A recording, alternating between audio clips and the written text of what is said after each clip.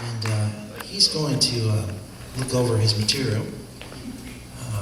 Going to sit here. And, I don't know why that's funny to some, but I don't know. Is everything zipped up and all that?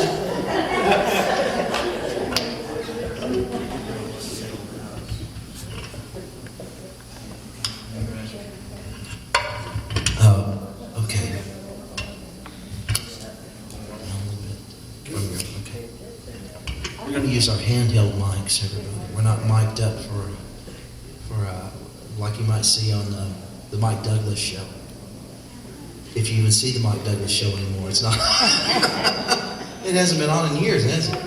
Okay. Are you ready? All right. Well, good evening, folks. I'm glad y'all can be here for this tonight. Hope y'all are enjoying the music. And it's a pleasure for me to be here with Tim Rowland. And Tim is the world's greatest singing impressionist. And a lot of you have heard Tim over the years and have heard his music. And you know that he does a terrific job as an Elvis tribute artist, but he also does a lot of other music as well. So we just want to kind of get you guys familiarized a little bit with Tim and his background or whatever. So Tim, exactly how did you get into the entertainment business and how long have you been in entertainment? Well, first, Lamar, let me say I appreciate you very much for being on your show. I know this is one of the first shows we're doing. Right. And we hope to have, I know you hope to have a long line of shows to come. But they asked me to be on here tonight, and I'm just privileged and very honored to be here. I got into show business almost 12 years ago, right here in my hometown, Memphis, Tennessee. Right. And I started out, Lamar, as a singing telegram artist. I used to go out and do singing telegrams, dressed up in different costumes. Different costumes. And one of the first characters they sent me out as was Elvis. And I'd gone to work for this place in a totally different type of job. I was designing costumes. It was a costume rental shop here in Memphis called Trick or Treat. They've been in business for years. And I went to work for them designing costumes for Halloween and things they could rent out. And I hadn't been there but about 2 weeks. And the manager of the place watched me one day. He just kept watching me go about my business. And finally called me over, and he said, let me ask you a question. He said, do you know with your height and your build, you would make a good Elvis impersonator? And I said, oh, no, I don't want to do anything like that. No. I'd never performed before in my life. Wow. And he told me, he said, well, we're not going to make you do anything you don't want to do. So I went about my business. He called me back over. And now, folks, this was opportunity knocking, and I wasn't hearing it. I was too young and too stupid, I guess, or too embarrassed. You know? Right. And he called me back over and he said, do you know how much money you can make in tips doing this? He said, you can make in one show what you do here all week. That made me listen. I started to listen to him. Got your attention. And it wasn't 2 weeks later they had my first gig for me. Wow. And I went and ordered this beautiful custom-made jumpsuit and the cape and the belt and all that. And I went out and did my first gig, what they called an Elvis-gram. It was all singing telegrams, so it was a gorilla-gram, a nerd-gram, which I did those too. And I went out and did this Elvis-gram, and I was all dressed up. I talked to my wife about it, and she was all for it, because she had seen some of Elvis's later concerts here in Memphis. And I never had the privilege of doing that. And she said, you've never had too much fun in your life that I know of, so go ahead and do this crazy thing. So I went out and did this singing telegram. Right. And it was the most fun thing I'd ever done. And sure enough, the lady at the end of the show gave me a $50 bill for a tip. Wow. And I knew right then that's what I wanted to do. You were an entertainer then. I was an entertainer. Well, that's great. And I've never looked back, and I just have been blessed to be in show business all these many years. Well, Tim, you bill yourself as a singing impressionist. So how did some of that other influences come about? The other voices. Well, it started with Elvis. As I said, I would go out to birthday parties and anniversaries, just about any occasion. And I would do a little jingle. I had written some jingles. And I would go out with roses and teddy bears, and I would, surprise people. And, well, I heard it was your birthday, and I'm just here to say you're looking better than ever than your first day, or whatever, And people would say, they loved it. Right. So I went in, and my boss at the time, Mr. Don Holland, who pretty much gave me my start in show business, he said, can you do, I've had some people to call, and they want you to do an entire show. Could you do more than just a jingle? And I said, I'll try anything. I'm having so much fun, I'll try anything. So I put together a 30-minute show, and he would sell that to people, and I was going to people's homes. I was going to public parks. After that, he started booking me in some of the hotels and private parties in Tunica, at our Tunica, Mississippi, at our resorts and casinos. And within 2 years, I was the most requested Elvis tribute artist in Memphis for 2 years running. And I was very, very proud of that. Absolutely. And as far as the other voices, I had always played around with other voices other than Elvis, because from the South, I think most kids try to either sound like Conway Twitty or Elvis or Johnny Cash. Right. And I had put together maybe 20 or 30 voices. I was doing impersonations of Elvis, Johnny Cash, Dean Martin, Conway Twitty, Roy Orbison, Jerry Lee Lewis. And these things I would practice only on my own. Right. I never let even my wife hear these. I was doing a private show at the Horseshoe Casino in Tunica. This particular show, folks, I was what they called a stripping nerd. Now, don't think it's anything dirty. It was actually very funny. I would go out with these big, huge teeth and these big, thick glasses, and my hair was greased down, and I had these horrible-looking clothes. And usually it was a wife or an aunt or a sister, and somebody wanted to embarrass them to death. And they would hire me to do that. And this just happened to be at the Tunica Horseshoe Casino inside the restaurant. It was for a private party, but it was right in the middle of the restaurant. When I got done, the lady was embarrassed to death. I had done my job. I had my pants around my ankles and these huge boxer shorts on. And I walked out of the place just feeling great. I got a good tip. And I went outside, got in the car with my wife. She had said waiting in the car. And I said, I've been practicing doing impersonations of other voices. And she said, well, I know you can sound like Elvis, but I didn't know you could sound like anybody else. So for the first time on the way home, which is about a 40-minute drive, right, I was doing little snippets of, hello, darling. Oh, okay. Nice to see you. It's been a long time. Roar was a pretty woman walking, and her eyes just got bigger and bigger. And she said, I didn't know you could do all this. I said, well, I didn't either. So I put together a show. Sorry about that, folks. Sorry about the feedback. I put together a show, and I sold it to some private parties, and we started doing these shows.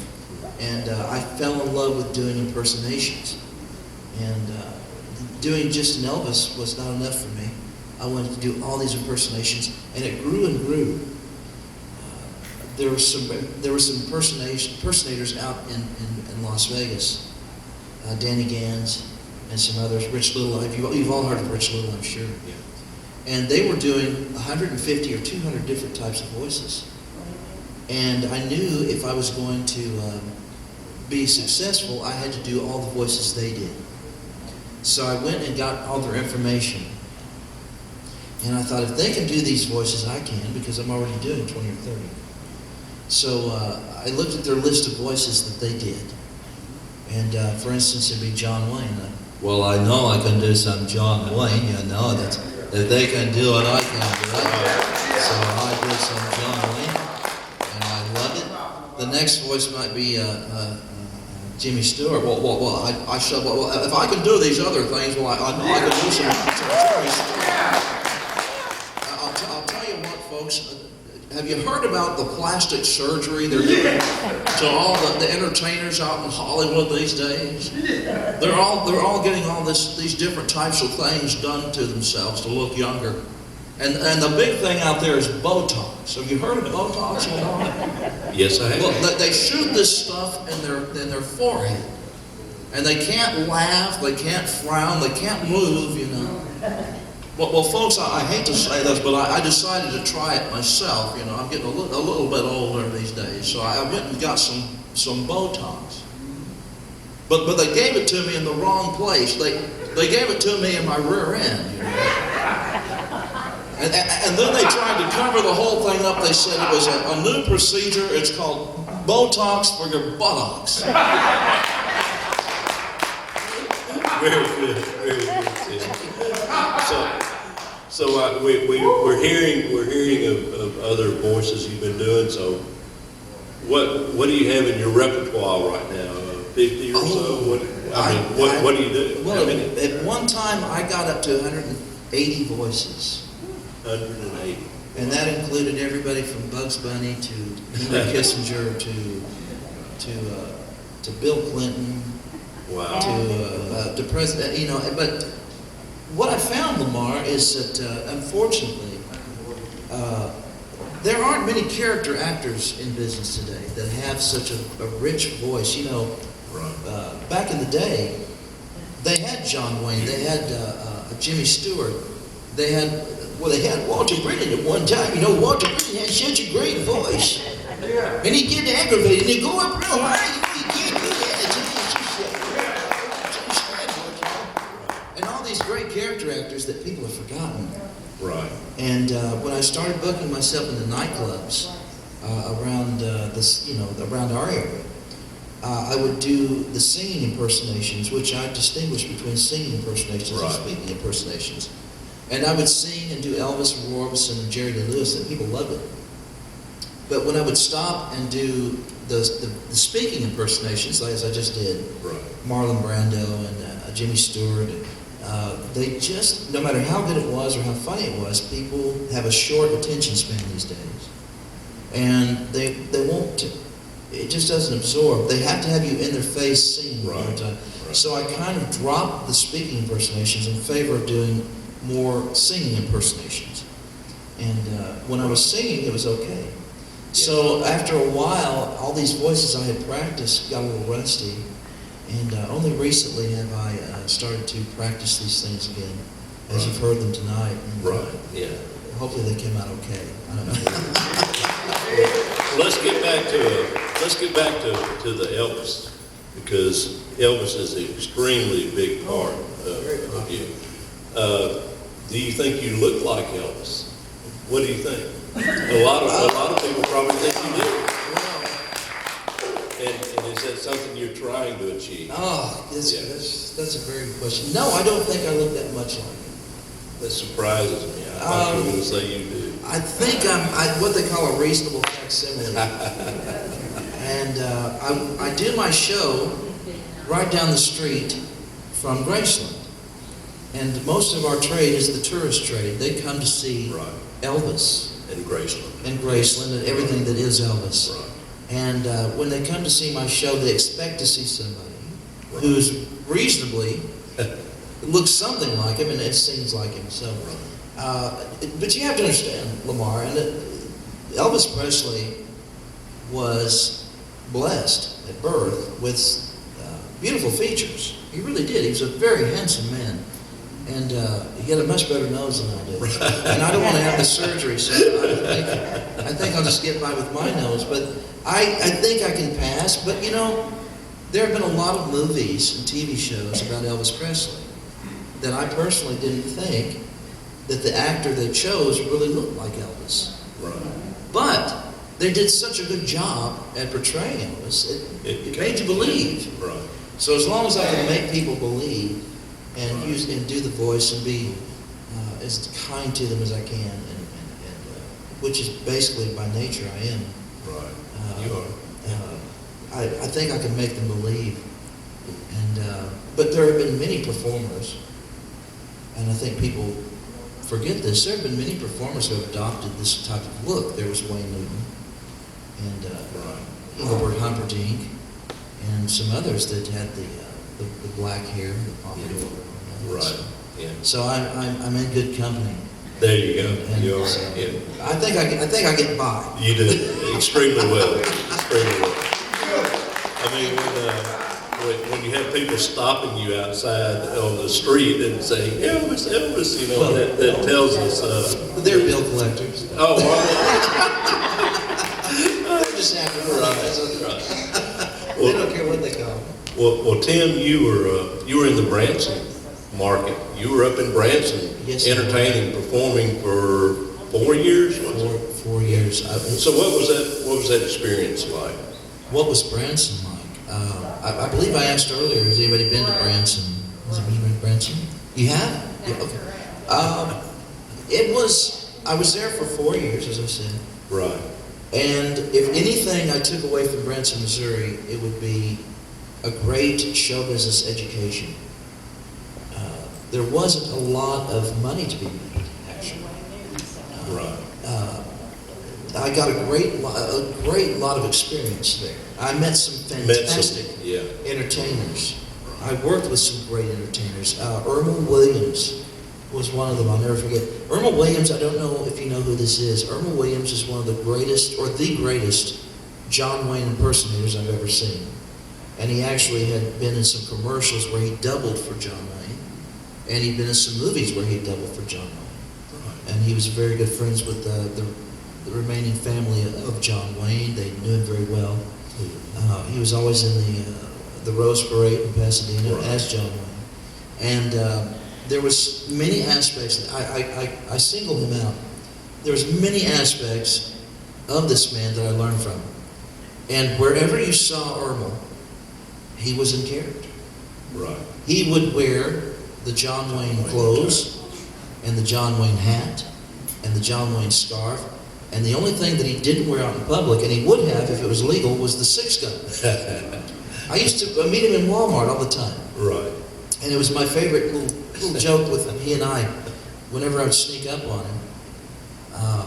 For instance, one day he was getting a prescription for his wife, and I walked up behind him and said, "Well, here's your joke, everybody. What are you doing in here, John? Are you here to rob the place? What are you going to do with it?" And he'd turn around, thank you. And he'd turn around, he'd do that, John, "Oh, what are you doing here, Tim? What's going on, And we'd just have the greatest time. But he was such a professional, and he taught me so many things about show business. I learned from a lot of great people up there. Right. I still keep in contact with. Oh, Some of these sure. people had some pedigrees in show business.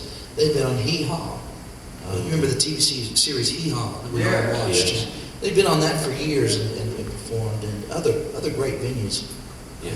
They're too numerous for me to mention here. Right. But what I got from Branson was just a great education, and I learned from them about the politics of show business. Folks, there are politics in show business.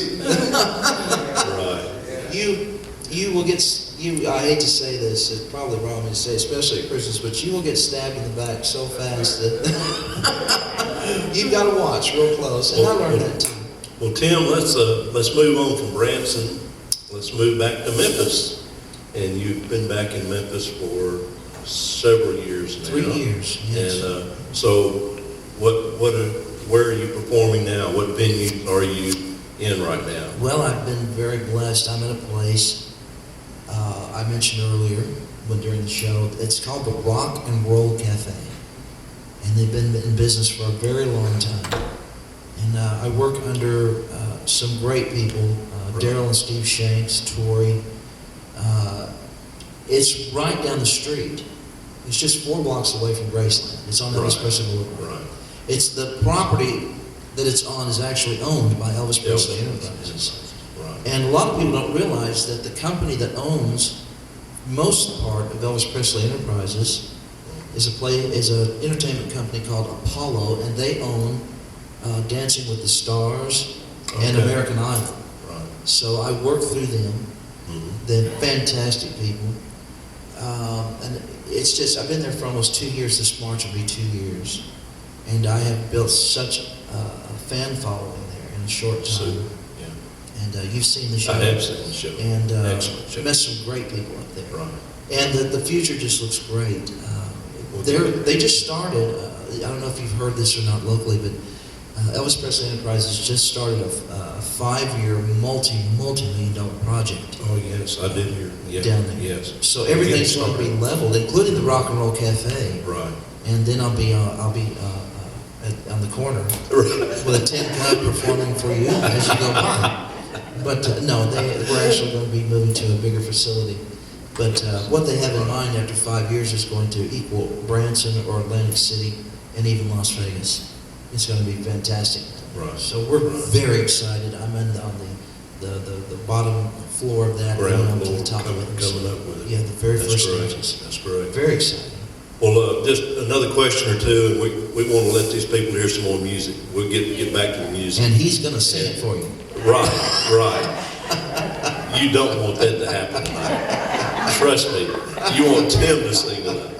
But do you have any other projects other than the Rock and Roll Cafe? You have anything else going on right now, We Tim, do. that these folks would like to hear about? We do. We have, we're going to be doing, your show is streamed through the internet. Of course, everybody, the wave of the future is internet streaming, where they will film a show like this and charge Right.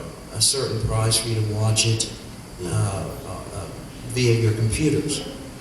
And I have a project going right now with Dr. Alfred Brown, who is not only my dentist, but he's also, I was telling you about my dentist earlier, but he's also a fantastic jazz and blues musician. And he has a studio set up where we will be taping shows and